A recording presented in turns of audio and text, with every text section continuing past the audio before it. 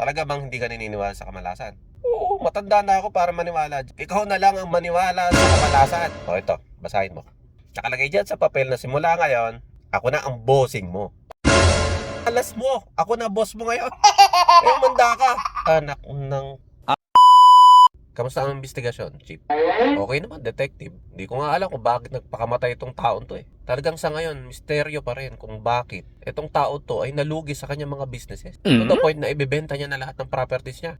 Ako din, nalulungkot ako na may mga ganyan tayo mga kapwa na bigla na lang nalulugmok at nagpapakamatay. Eh ano naman sa tingin mong naging findings? Ano sa tingin mong mga dahilan? Yun lang ba? Kasi I'm sure merong dahilan kung bakit nalugi siya. Bukod sa nawalan siya ng kapital dahil nagsugal siya lately. Wala na akong makitang dahilan, detective eh. Meron ka nami-miss na mahalagang impormasyon. Pumunta ka na ba sa bahay niya? Oo, detective. Kasi doon ko nga nakita yung mga papeles na nagpapatunay na nalulugi yung mga kumpanya niya. Saka may mga ebidensya rin doon na talagang pumupunta siya sa casino kasi may hindi ka pa napansin.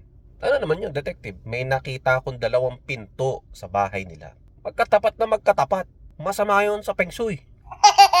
Ibig sabihin, kamalasan yun. Detective, pangalawang kaso, ano to, naniniwala ka pa dyan? Sa mga bagay-bagay na ganyan? Hindi ka naniniwala sa malas, Chip?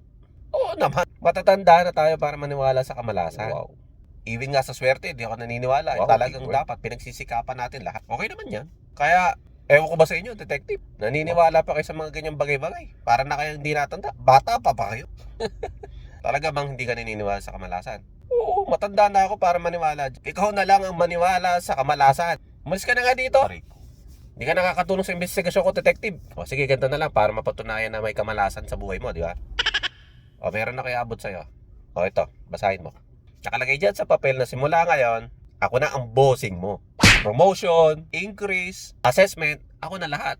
So ngayon, ano sa tingin mo ang mangyayari sa'yo? Boss, okay, Tams? Alas mo, ako na boss mo ngayon. Eh, manda ka. Anak ng... Anak ka ng pu. Ang malas ko naman. Anak ka ng pu.